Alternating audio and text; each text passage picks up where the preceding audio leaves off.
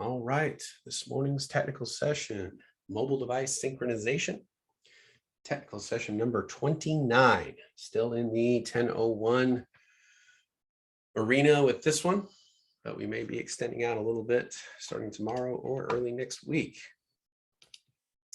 For this particular technical session, we are going to describe the purpose and value of synchronizing data between mobile devices and desktops or laptops.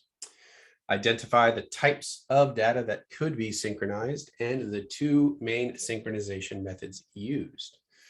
Describe the connection types available to enable such synchronization and name the steps to synchronizing data between mobile devices and laptops or desktops.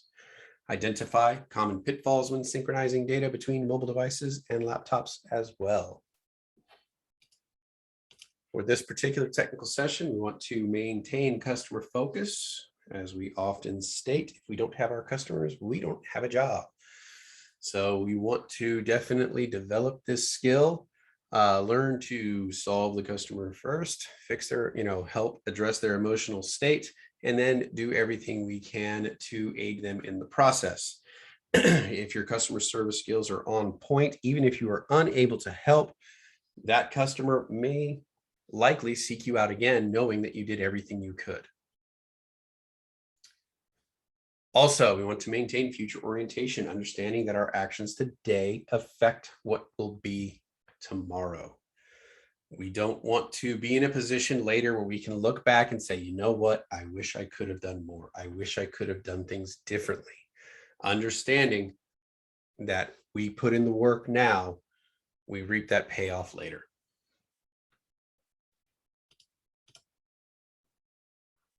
All right. Basic overview of synchronization. So overview, smartphones and tablets can synchronize, or sync for short, with local PCs or cloud-based servers to keep files and data up to date. Also allows us to back up data. It allows us to it allows for data availability in multiple devices, so we don't have to transfer that data individually to each device. We can pull that information down from a main computer or from the cloud. It's easy to set up a new service and utilize. There are many free options out there for basic services like iCloud, Google Cloud, and OneDrive offer certain amounts of space for free before you would end up having to pay for that service. It's easy to set up. Downloading updates and patches are also pretty streamlined throughout this process. Depending on the device, it may sync differently depending on the vendor and software required. All of them allow you to decide which data to sync and which not to sync from things like email, applications, and things like that from the operating system.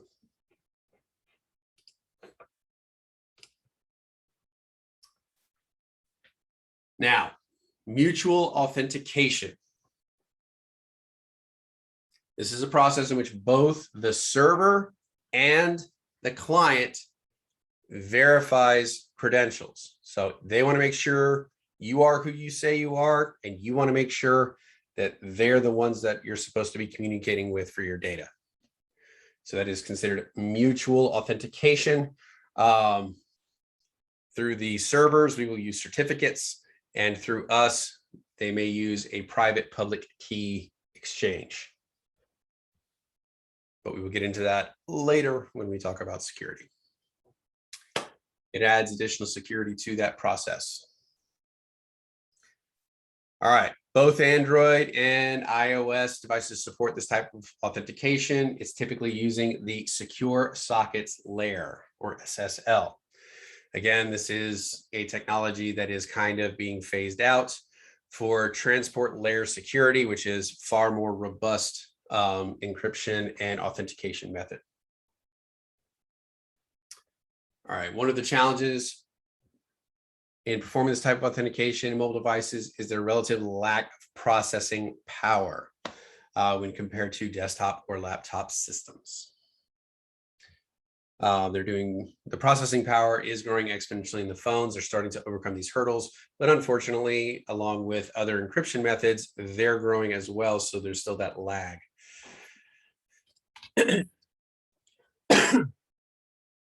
So when you are synchronizing, there are 12 different types of data generically that you would sync. You do need to be aware of these.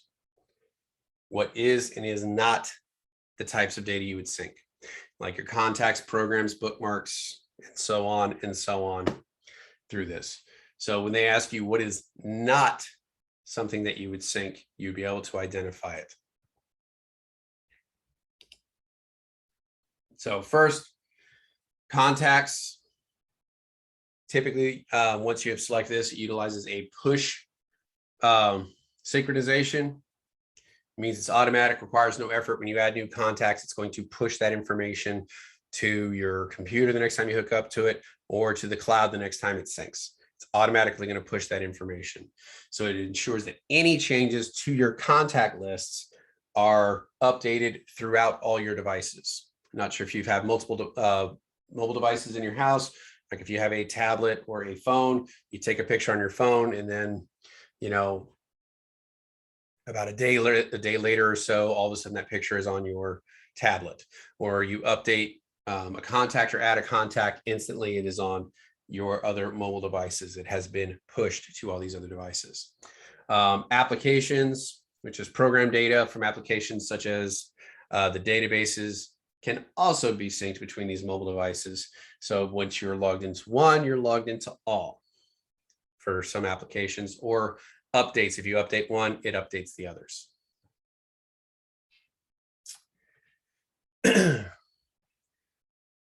Bookmarks, our favorite websites that we visit on the regular.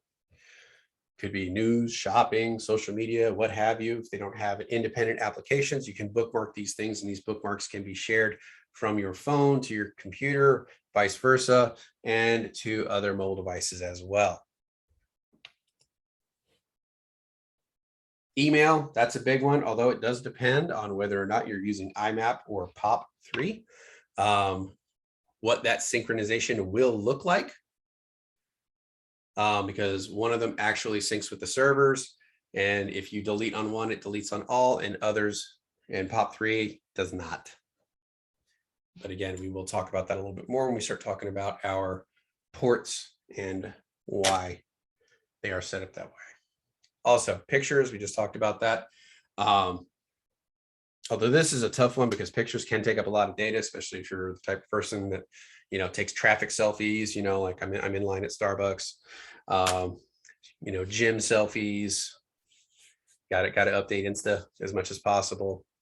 I'm not particularly that kind of person, but I understand that it is out there. Pictures can take up a lot of space. So syncing across multiple devices actually can pose a problem if you have limited storage on some devices. So you may sync it strictly to the cloud and then only download certain photo albums to make things run a little bit simpler. Documents. If there are things that you need ready access to, you can sync documentation across multiple devices. This is very helpful if you have generic contracts, work orders, bills of lading, things like that. You know, from a business, you can have these things synced across multiple devices. And if you update the terms on these things, it would update across all your devices. So syncing this kind of information as well. All right.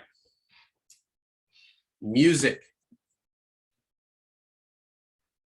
This is a pretty common one. Anybody who has a phone had to update their playlists. We know what this is all about. Same with videos and your work calendar. Calendar kind of coincides with email for the most part. So, and then finally, location data. This one always disturbs me, but yeah, where you've been, what stores you've been in, what applications you've used, what traffic you've experienced. Many applications like to track your location so that they can better advertise to you, and they also sell that data on the back end. I think you misunderstood the privacy, Stephen. It's not about your privacy, it's about theirs. So social media data and ebooks. So like with location data, you can actually go in and they have to opt in on this. This is not something they can automatically do. They have to ask you, will you allow us to track you? You can say no.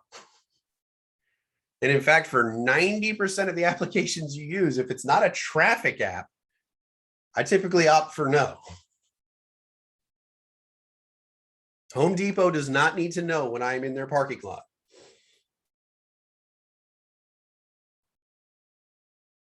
You know, Walmart does not need to know that I was in the electronics section of their store so that they can advertise the new TVs they have in stock. So for the most part, I opt for no on this. And if you ever want to know if you're being tracked at any given moment, there's a little arrow in the top of your screen. If that arrow is lit up, you are currently being tracked right now. As I see everybody looking at their phones.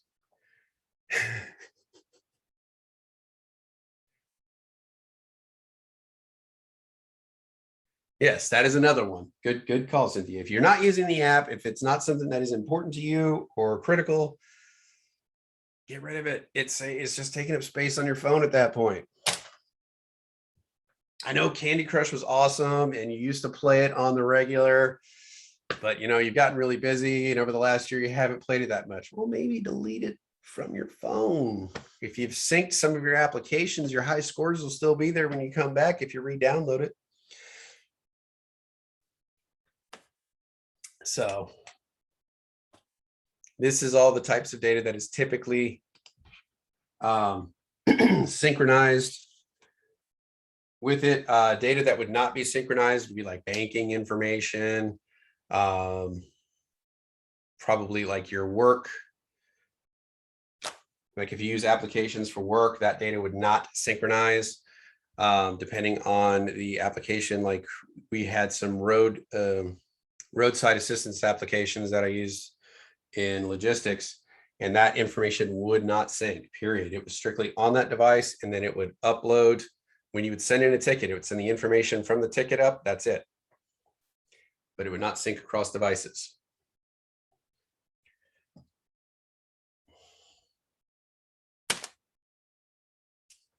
Synchronization methods, wired or wireless. You can go through Wi-Fi once you're in your safe network.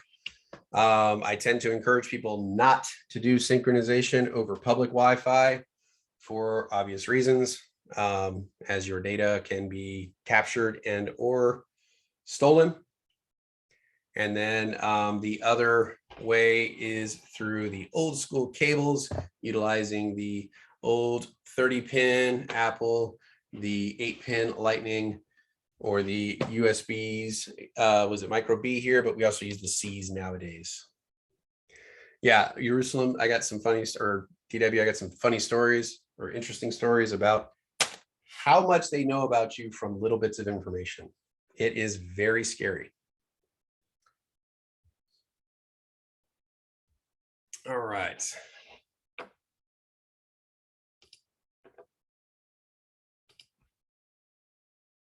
So requirements for synchronization.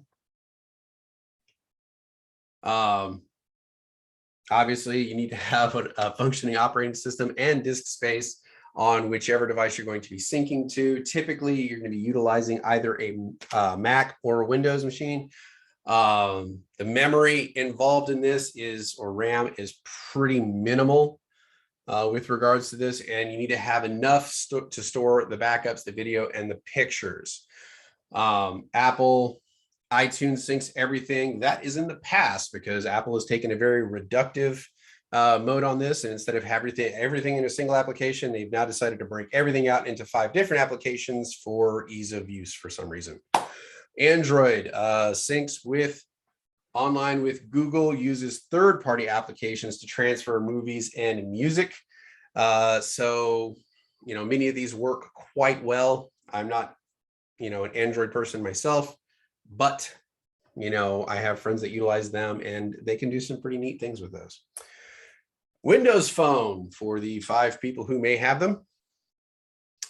Media is synchronized, but email, contacts, etc. is not. Let's see if I have that meme handy here. It's a pretty funny one.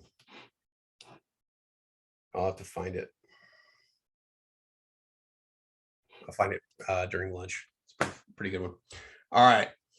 And to the clouds, completely hands off, no physical cables needed, no local files. Storage space is based upon how much cloud space you have purchased.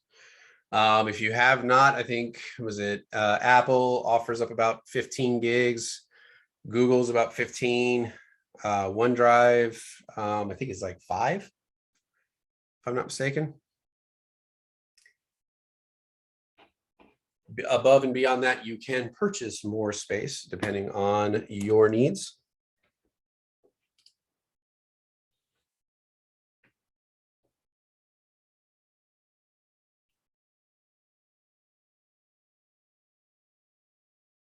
Right.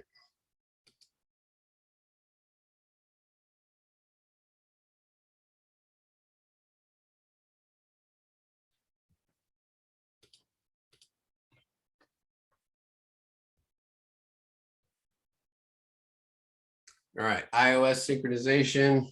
Typically, it's done locally through iTunes. Now it's through Finder on the iOS desktop. So for the purposes of the A+, until it is updated, it is iTunes. For real life, it is Finder, is where you will actually update your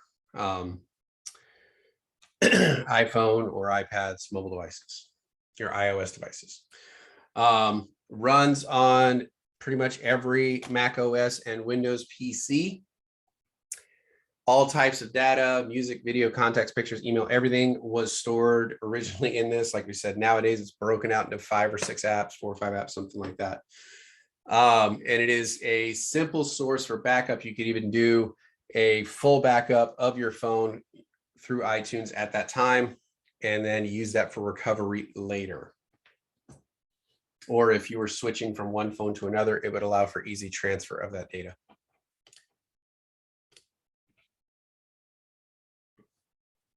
All right, local iOS synchronization using iTunes. Open it up, make sure it's the latest version.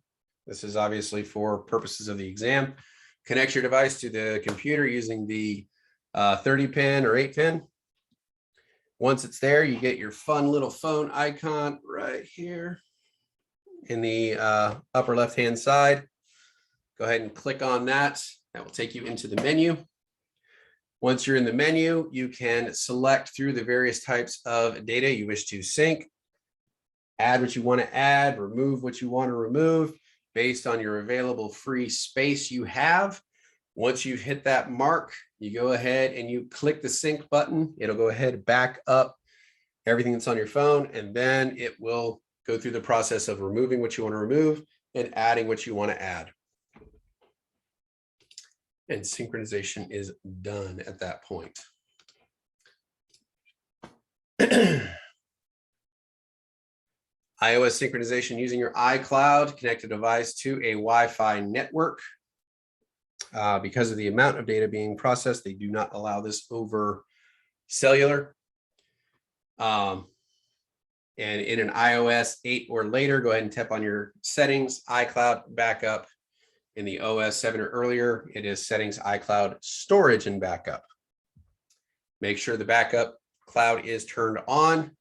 Tap backup now, and it will go ahead and back up all the information on your phone to the cloud. And then when you think it's done, make sure it's finished by going to settings, cloud storage, manage storage, select your device. It should appear that the details with the backup size and everything to make sure you are good at that point.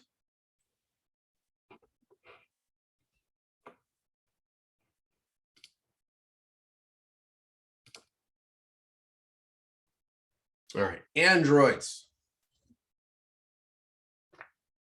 So Android-based mobile devices don't have a central desktop application like iTunes. Well, neither does iTunes anymore.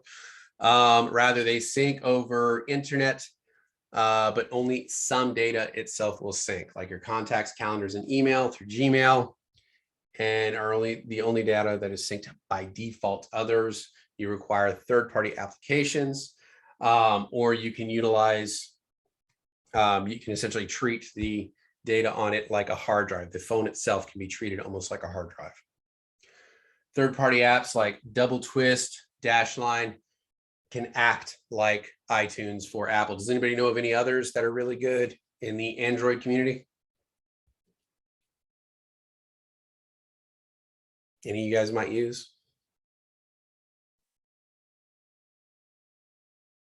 No, everybody's just like, this is it. Dropbox.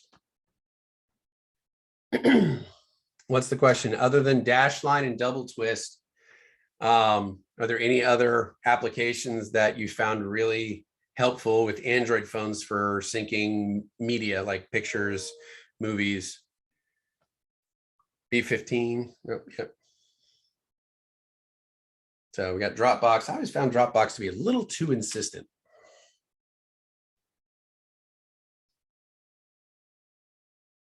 Google Drive. Okay.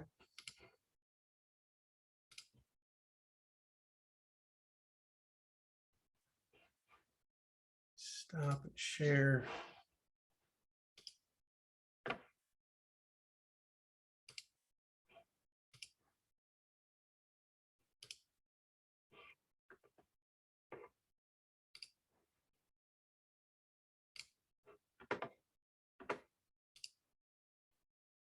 We'll show you how to phone, and then we'll show you how to back up an Android phone.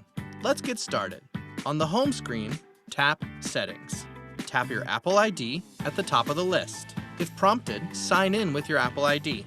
Tap iCloud, then tap the little slider next to the desired apps you want backed up. Tap the iCloud Backup app at the bottom of the list. Turn on iCloud Backup if it's disabled. Tap Backup Now and wait for the backup to complete. Next up, we're going to show you how to back up your Android phone. Just get into your settings menu, and once you're in the settings menu, you can tap the search bar or search button and type Backup. That gets you to the Google Backup section.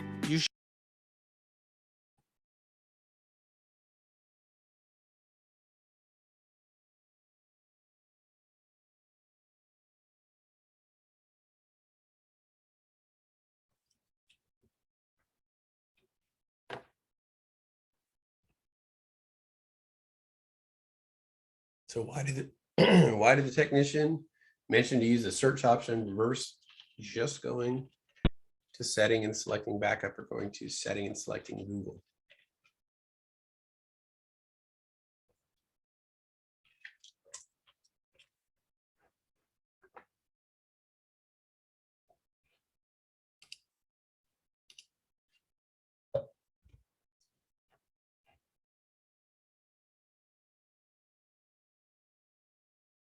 All right, pretty much faster access, being able to get there quicker.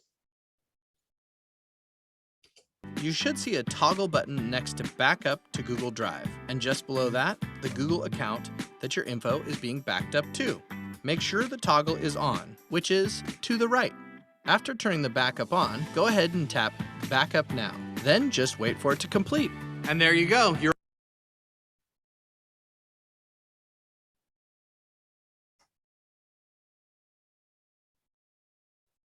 For Android, could you use a different backup?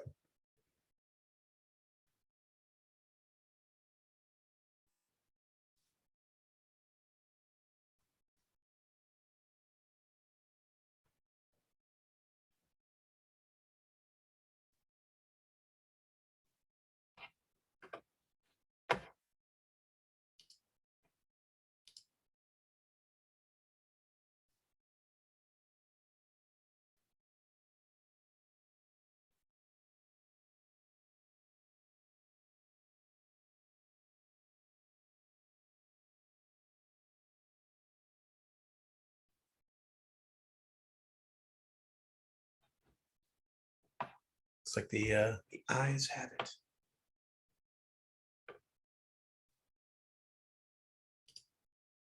All right.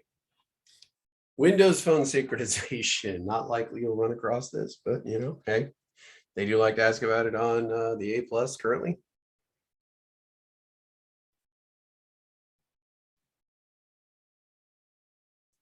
Were you clicking on your screen, DW, or were you clicking on the shared screen? I think it's just because I'm on the student page, and so it doesn't Yes, give, that does not link up with us. yeah, so that's why. And I don't want to have like 50 versions of Nearpod running around. Why not? I mean, it's so educational and functional. All right, so Windows Phone uses the Windows Phone app after Windows 8 to sync the content. Windows 7 requires a third-party app like Zoom. If you know, there are those of us out there who remember that, or if you watched, was it Guardians of the Galaxy 2? And you finally upgraded to the Zoom at the end. Was told it was the way of the future. All right, then after Windows 8, we had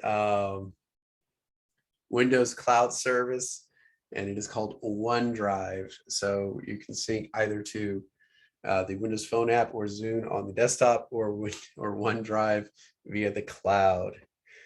No, the Zoom is not still out. It's had a cult following for a little while. It's kind of like an iPod for music, movies, and that kind of stuff. But smartphones kind of killed that industry as a whole. There was no sense in having an iPod and a smartphone that could do the same thing and make phone calls. So there's a quite funny commercial on our local radio station here where they used to come on and be like, back in my day, the iPod only held 1,500 songs. You know, where there were those of us who remembered CDs and tapes and things like that.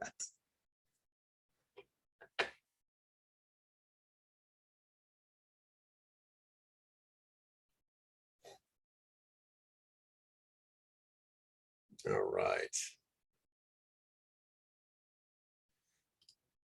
Next, synchronization issues and pitfalls. Most common one being incomplete sync.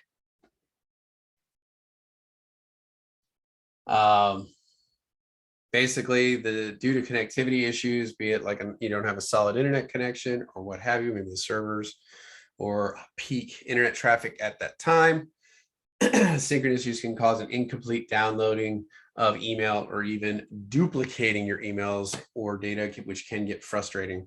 Most likely the culprit is the connectivity between you and the Wi-Fi or the cellular connections, although typically you will not be doing backups over cellular connection. You would just have those push ones like with email and contacts. Those typically would be done over cellular, but other larger things like movies, photos, stuff like that typically will not. Problems usually resolved moving the device to an area where you have a stronger signal and attempting to resync. Other problems come in with authentication issues. Sometimes it will, like if you're connecting your phone to your computer, it's going to ask you to put in your PIN number. If you incorrectly put in your PIN number, it may block you from being able to sync any information. Incorrect configuration settings and different providers of the same service could conflict when you're synchronizing. If you have multiple applications, this is quite common across the board. If you have multiple applications that do the same thing, they can end up kind of to a degree fighting with each other. The biggest culprit of this would be antivirus or anti-malware. If it's active, if you have two of them active, they literally view each other as a virus and will continually fight until they chew up all the resources on the computer and will bring a computer to a screeching halt. So if you've ever thought, you know, hey, I have one antivirus, two will be better, and you do it, and then it almost seems like it crashes and kills your computer, that's why. Yes, Cynthia. Can for another problem, can it not, like the devices that you're syncing up, if they're not charged, like they don't have power, would that also be a problem? Depending on what you're doing. So depending on the like level of synchronization, it may have a requirement that if you're doing it wirelessly, like through Wi-Fi, it either has to be plugged into a power source or over 50% charge. So they don't run the risk of interrupting the sync and having an incomplete sync issue. So yes, technically, power can be a problem. Thank you. More so you see that with updating the phones.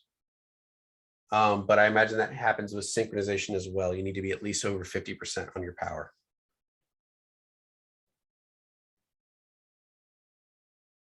All right.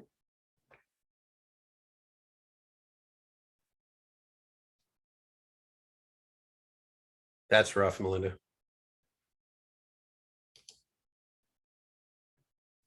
All right.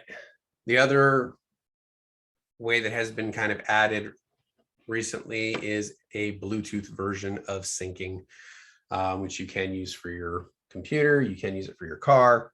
And it syncs certain types of information, and it is allowed to be used hands-free.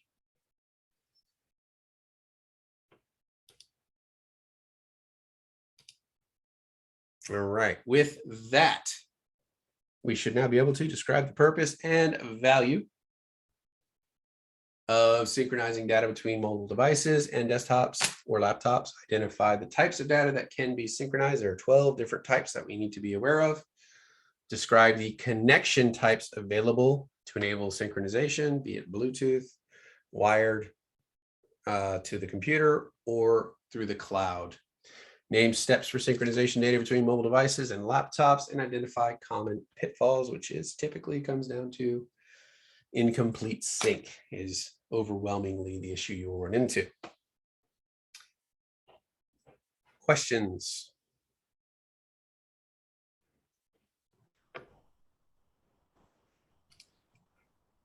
All right. Yeah. Go ahead.